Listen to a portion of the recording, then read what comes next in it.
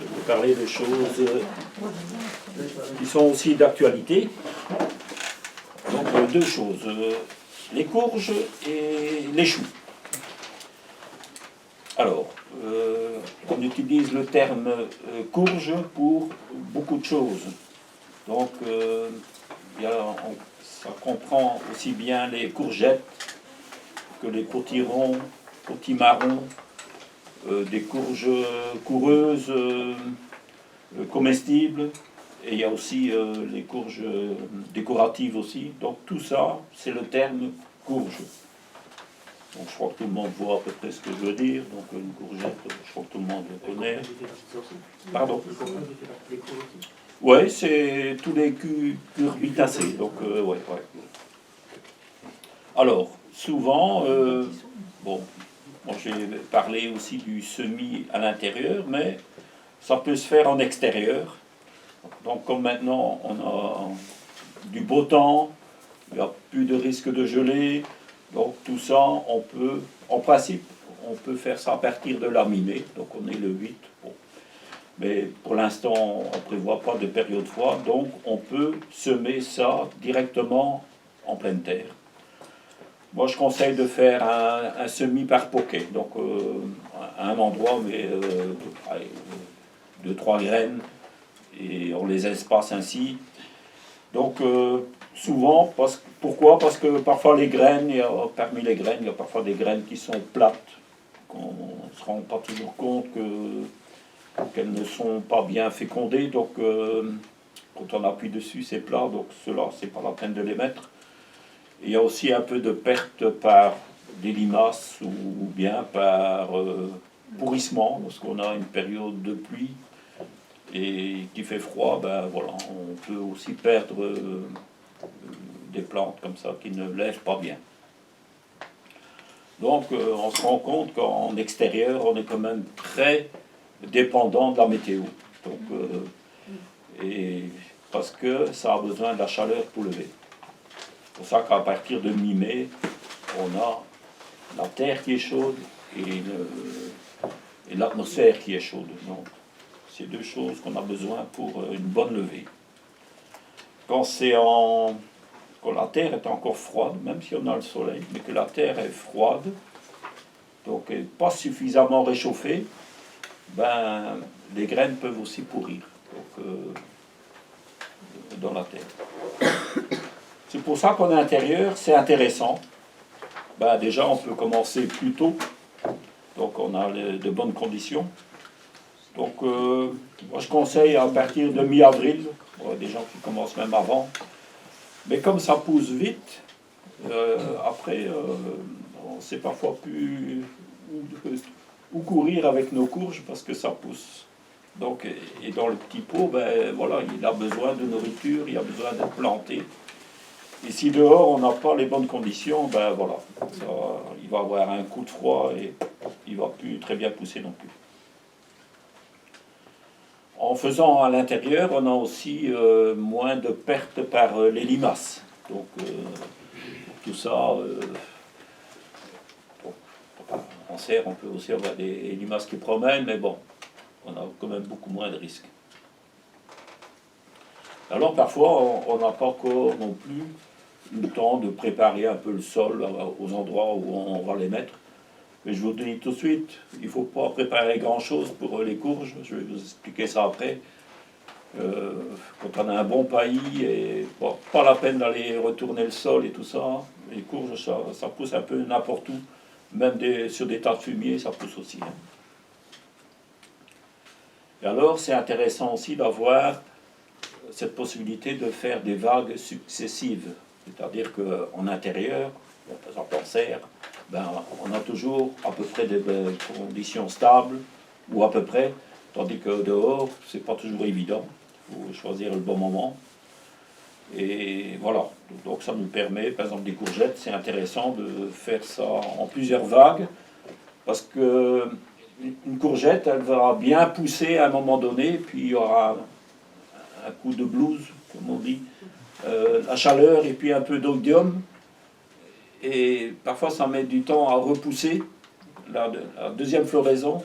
Par contre, si on a une autre plantation déjà en route, on peut déjà replacer, et comme ça, on n'a pas de rupture d'approvisionnement de courges, de courgettes à la cuisine. Alors, j'ai parlé du semis en godet.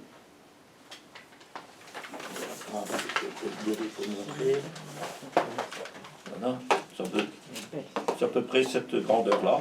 On peut même mettre un peu plus grand aussi. Il faut savoir que les courges n'aiment pas d'être piquées à racines nues.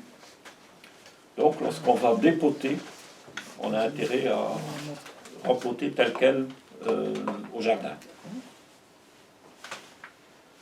Donc, utiliser un substrat, donc, souvent du terreau, mais pas trop d'eau. C'est souvent l'échec. C'est quand on remplit ça de terreau, et puis on arrose dessus, et on a beaucoup trop d'eau dans le godet. Et ça, c'est préjudiciable pour une bonne germination. Souvent, la graine, elle pourrit. Alors, si de plus, on enterre un peu trop la graine, alors là, c'est garanti que c'est foutu. Donc, c'est même mieux de remplir de terreau et de mettre, par exemple, dans un bac étanche, et de mettre de l'eau. Par exemple, ici, on mettra de l'eau et on laisse le pot tel quel, et l'eau va remonter par capillarité. Donc, il n'y aura jamais trop d'eau à ce moment-là. Le tout, c'est qu'après, une fois qu'on voit que c'est un peu... le terreau devient un peu foncé, là, il a pris assez d'eau, et c'est d'évacuer le fond de l'eau. Ne pas laisser un fond d'eau tout le temps, parce que là, pendant la germination, voilà, il va encore continuer à pomper, et ça, c'est pas nécessaire, c'est même néfaste. Alors, la température idéale pour la germination, c'est plus que 20 degrés. 20 degrés, je trouve que c'est vraiment le minimum. Ça poussera beaucoup mieux à partir de 23 jusqu'à 25 degrés. Là, c'est vraiment optimum. Et ça, souvent, on a ça soit derrière une vitre, ou bien soit en serre. Donc là, on a vraiment de bonnes conditions pour la lever. Et ça doit lever, en principe, dans les 7 à 10 jours. Donc, godet large, voilà, ici, on peut mettre facilement 3 graines. Quand ça lève, bon, s'il y a des plus faibles, on les élimine, ou bien on sacrifie, on garde le plus beau. Mais on arrive malgré tout à dépoter et à repiquer dans des godets séparés en gardant bien la terre autour de chaque plant. Ça, je le fais chaque année et ça marche. Mais il ne faut pas que la terre tombe en bas des racines. J'ai dit, ça ne supporte pas le repiquage à racines nues. Mais en agissant comme ça, on arrive quand même à garder les trois. Donc ça évite un peu le gaspillage des semences. Alors, pas trop enfoncer la graine. Donc, l'idéal même, c'est lorsqu'on a mis le terreau, essayer d'enfoncer la graine juste pour qu'on la voit encore. Ne pas la mettre à plat. Donc, sortir une graine.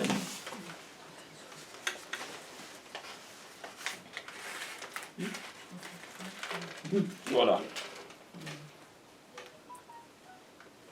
Donc si on la pose à plat et qu'on a tassé avec de la terre, surtout si on a un peu trop tassé, ça aura un peu de problème à lever. D'autant plus si c'est profond dans le sol. Moi je recommande de le mettre à champ, comme ça.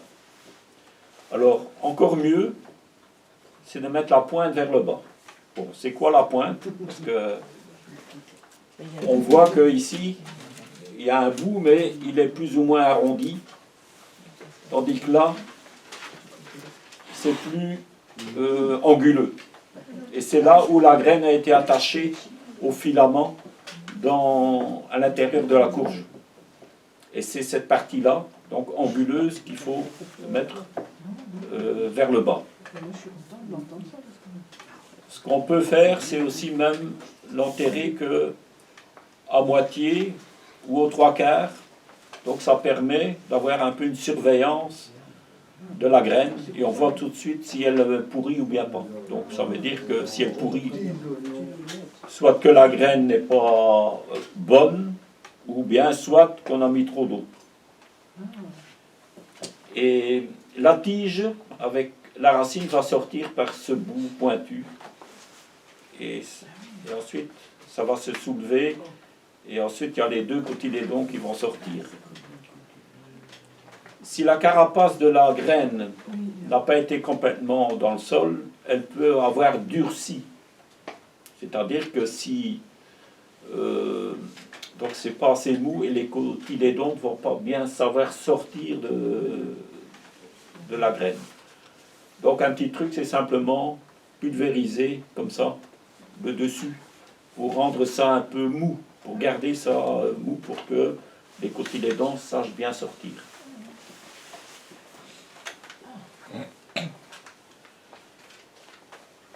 Voilà. J'ai dit.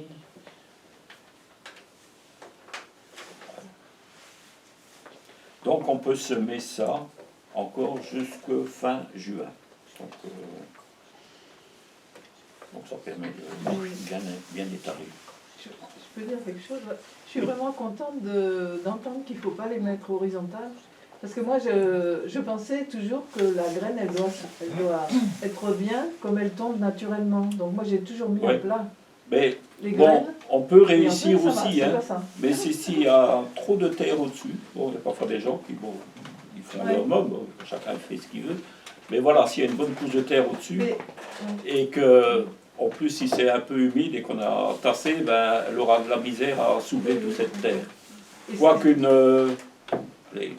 une graine a quand même pas mal de puissance, hein, quand même, mais ça a des limites quand même. Donc autant leur faciliter un peu la vie. C'est vrai pour toutes les graines. Par exemple, moi j'ai semé des chênes, des glands, donc je les mettais bien à plat comme ça, mais en me disant c'est naturellement elles tombent comme ça, donc elles doivent être pour...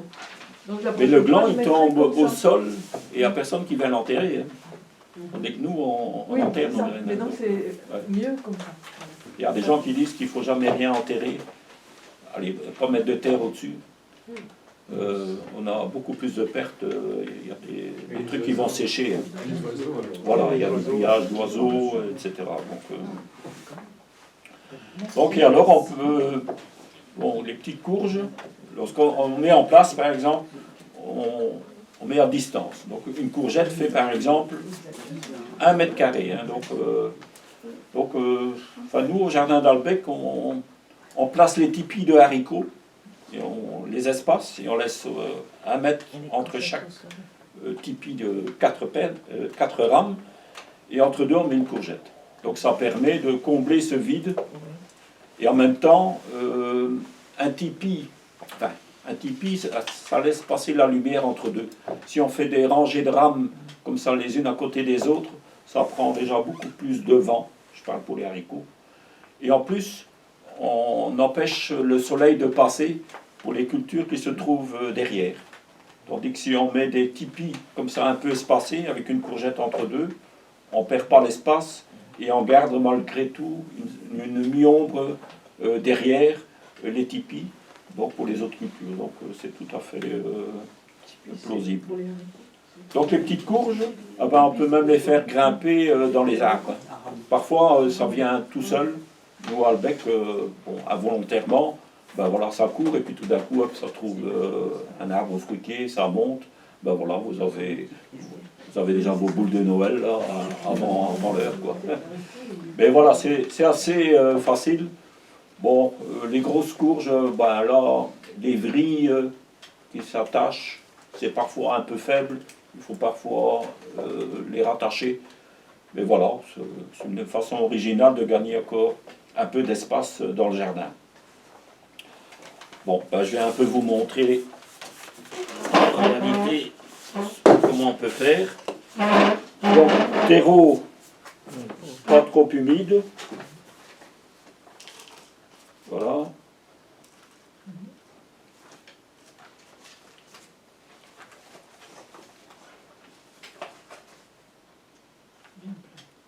trop tassé.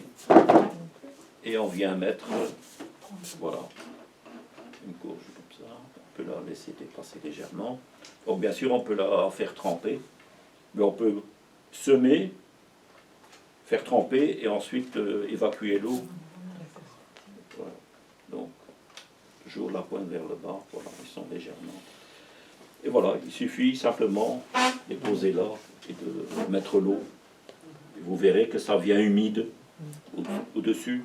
Ensuite, vous évacuez l'eau. C'est tout simple.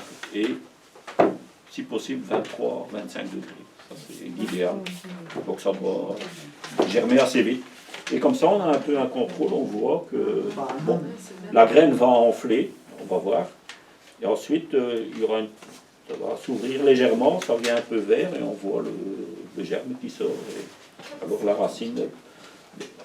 la pointe, enfin il y a une tige qui va s'enfoncer dans le sol avec les racines et ensuite le reste se soulève et c'est la petite graine là qui va être ouverte et il y a les deux cotylédons et ensuite il y a les vraies feuilles qui viendront. Donc il faut attendre qu'on ait les vraies feuilles avant de vraiment repiquer ça au jardin. Et la quantité d'eau là, c'est suffisant pour la Ah oui, germination oui, oui. ou bien il faut... Il ne faut pas, oh non, si on rajoute de l'eau, on risque de... Ouais. Donc c'est humide, Voilà. on serre, Si on met en et plein laisse- soleil, par exemple, on serre plein soleil, bon, ça va peut-être germer plus vite, mais ça risque de dessécher. Donc quand on a du plein soleil comme ça, on serre, il fait bon. Si on a des tentures ou bien un truc comme ça, on ombrage légèrement. On a la température ambiante, ça n'a pas besoin vraiment de la lumière pour germer. Et on garde de l'eau comme ça pendant beaucoup plus longtemps que si c'est en plein soleil, parce que toute l'eau va partir. Mais ça germe sur une semaine, 10 jours. En principe, ça germe assez vite. Ouais. Et après, il faudrait beaucoup d'eau. Ben, après, bon, une fois qu'on a le... Il faut que ça soit élevé. Ben, après, on peut toujours ajouter l'eau en dessous. Dans nos bacs. Mais on C'est mieux. Beaucoup ou bien. Ben, il ne faut pas exagérer. Ah ouais. C'est surtout là pour la levée qu'on risque des pourritures. Hein. Pour le reste, je pense qu'après, ça va. Après, oui, la courge, elle a besoin d'eau. Hein, ça c'est sûr. C'est sensible à l'oïdium aussi, je trouve. Ouais, mais souvent, ça ne gêne pas beaucoup la pousse. Non. Dans la courgette, moi j'ai du mal avec l'oïdium. Mais il y a une période, c'est presque inévitable, c'est sec, chaud. Et alors, ouais, c'est comme un truc qui vient à une certaine période de l'année et qu'on ne doit pas trop s'inquiéter. Moi, je trouve que... On peut couper les feuilles malades alors. Oh, bah alors, on peut presque tout couper. Ah oui, c'est ça. Non, moi, je pense que... Ben, et faire un deuxième semis un peu après, Ah oui. ceux-là, ils vont être ouais, plus sains, plus longtemps. Mais en général, je vois que les courges, les potirons, ça ne gêne pas du tout. Hein.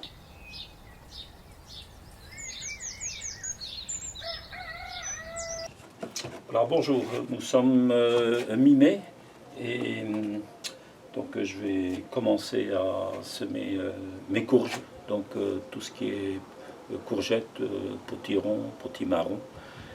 Et donc ici je vais les semer en pot. Donc normalement on peut déjà commencer mi-avril et alors au fur et à mesure on pourra rater. Mais vraiment pour les planter à l'extérieur, il faut attendre le 15 mai. Donc maintenant, on pourrait même les planter en pleine terre. Mais pour s'assurer du succès du semis, il vaut mieux semer en godet. Voilà, donc les godets, c'est environ 10 cm de diamètre, donc troués évidemment. Il y a aussi des godets un peu plus hauts. Voilà, donc bon, voilà, c'est un peu... Donc il faut minimum ce diamètre-là, 10. Et j'y mettrai plusieurs graines dans le pot. Alors, qu'est-ce que je mets comme substrat pour semer les courges? Donc il ne faut pas mettre du terreau de semis, donc simplement du terreau de rempotage.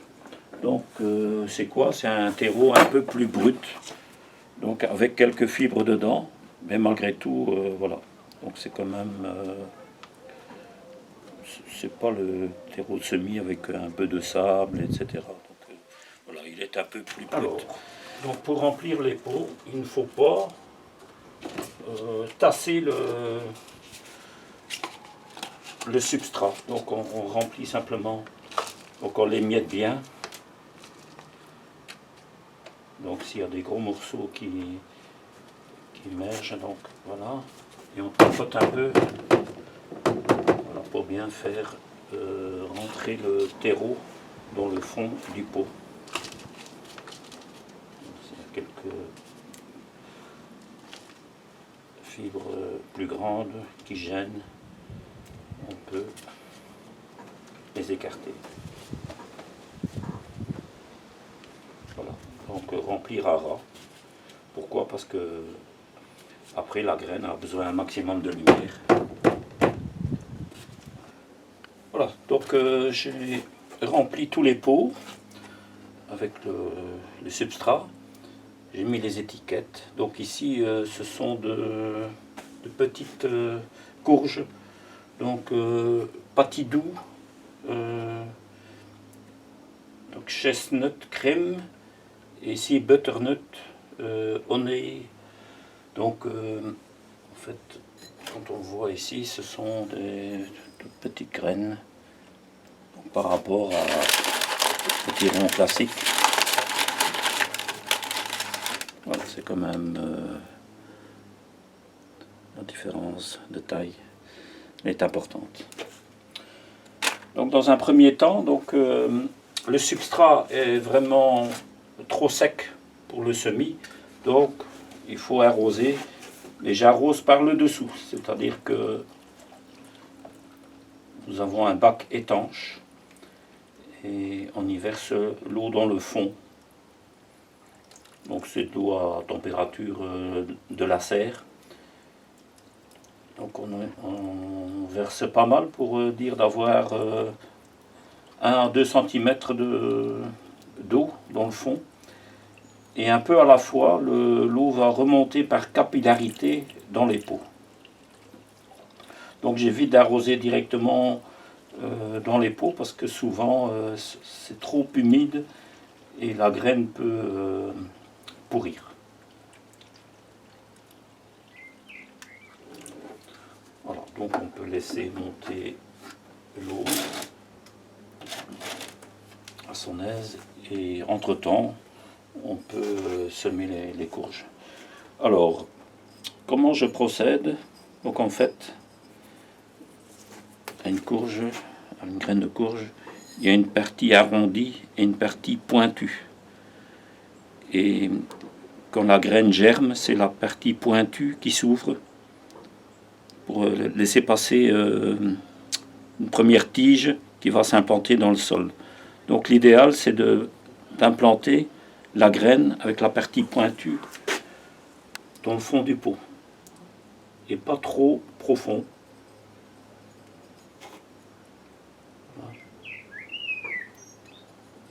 Parce que s'il y a une grande couche de terre au-dessus, surtout pour les petites graines, elles n'arriveront jamais à émerger du sol.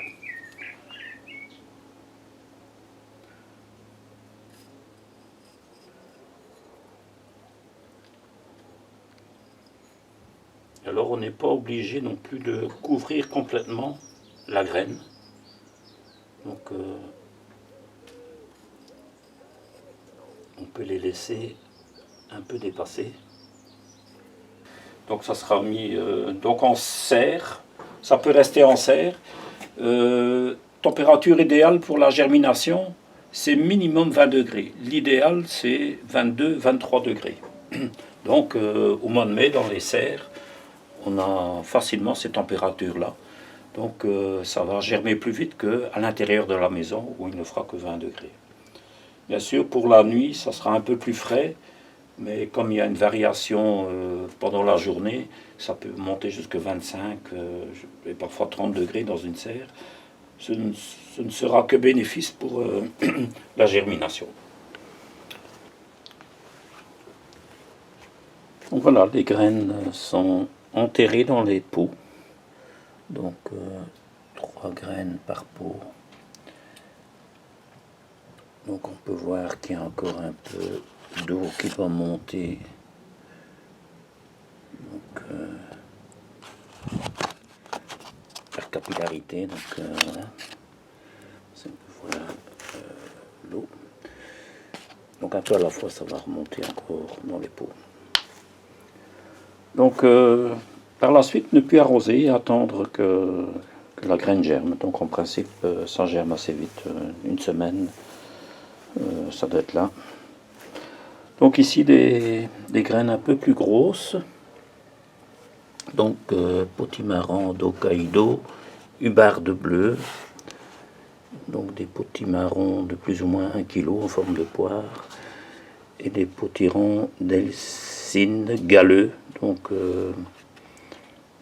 avec des verrues sur la peau.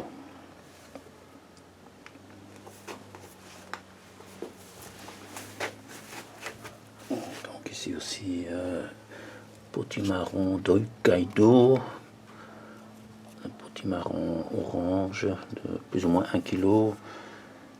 Voilà, des red curry, potimarron red curry. Voilà, donc il suffit simplement de laisser ainsi germer. Donc ça permet d'avoir un petit contrôle sur l'état de la graine, parce que quand on enterre trop profond, la graine peut pourrir. Donc elle n'a pas la force de soulever le paquet de terre qui est au-dessus d'elle. Tandis que comme ça, il y a vraiment... On peut voir l'évolution de la germination pendant une semaine ou deux. Elle est contente de... Est-ce que je peux poser une question sur les courges? Oui. Est-ce que vous savez quelque chose de l'histoire des courges toxiques? Parce qu'il paraît que les courges d'Halloween, là, elles sont un peu carrées comme ça, bleues. Il paraît que c'est toxique. Alors je ne sais pas si c'est la chair qui est toxique ou les graines. Vous avez entendu parler de ça ou pas? Alors, Parce que maintenant, ces courges d'Halloween, ils en vendent en France, ils en vendent dans le supermarché. Donc je pense que les gens, après, ils doivent semer les graines dans leur jardin. Et quelqu'un m'a dit il faut vraiment je faire ne sais pas si attention c'est maintenant. vraiment des courges. Mais je sais pas. J'ai pas d'informations. C'est pas des oranges. Comment? Ce ne sont pas de couleur orange. La peau est un peu grise, mais je pense que c'est orange dedans. Moi, j'en achète pas. Bon, non, il y a les bleus. Moi, j'ai eu un bleu de Hongrie et je me suis demandé. Ah non, c'est la peau qui est comme ça. Ouais, non. en tout cas. Bah non, dans le Donc, catalogue il y a pas là, des d'infos fraternités là-dessus, ouvrières, il y en a tout plein. Hein. Pas de Il y a cas les de coloquintes gens qui ont qui, été eux, malades ou quoi. la chair, c'est vraiment, c'est pas bon. Hein. C'est amer. Hein. C'est pas La chair de quoi? des coloquintes. Donc c'est Ah des oui, des petits courges d'ornement. Alors là, si par exemple vous les cultivez avec les autres, c'est pas la même année que vous allez. C'est les graines qu'on va récolter des courges, par exemple des potimarrons qui ont poussé à côté de. Des coloquintes. Ouais, ou même des Faut pas garder courges le- calebasses qui servent à la décoration. Ben voilà, cette chair n'est pas bonne. Et alors, il peut y avoir une hybridation par les Oui, insectes. c'est ça, d'accord. Et les graines qu'on va prélever de Donc, ça, au lieu d'avoir un potimarron, on va avoir plutôt un mélange avec les coloquintes ou bien avec des courges calebasses. Et ça, c'est pas bon. Hein. On va dans le moins bon. Ah oui, donc, Alors au niveau hybridation, je crois que la première année, on a à peu près 25% qui sont hybridés. Donc si on reprend les graines de ça, après il ne reste plus que 25% qui seront conformes à la plante mère. Et après ça va dans tous les sens. Donc on n'a vraiment plus le truc d'origine. ah oui. Alors pour ça, il faut alors vraiment protéger la fleur lors de la fécondation. Donc une fois que c'est fécondé, fleur mâle et fleur femelle, il faut protéger, par exemple avec un truc comme ça, et on protège. Et ça, c'est la courge sur laquelle on va prélever les graines. Bon, autrement, Les abeilles, ils ne viennent pas. ouais, il suffit que votre voisin a mis des coloquintes, hein, Oui, voilà. c'est ça, Hein, voilà. donc, ouais, on n'est pas à l'abri de ça. Hein. Mais bon, au prix que ça coûte, bon, ici, ça, C'est 50 cents pour un truc, c'est bon, c'est pas grave. on a au moins des trucs sûrs d'origine. Comment? C'est pas la meilleure voie. Non, non, ben non. Hein. C'est bon, on a au minimum, parfois 5, parfois un peu moins, parfois 10. 10 grammes, bon, parfois plus. Hein. C'est la chair qui est toxique.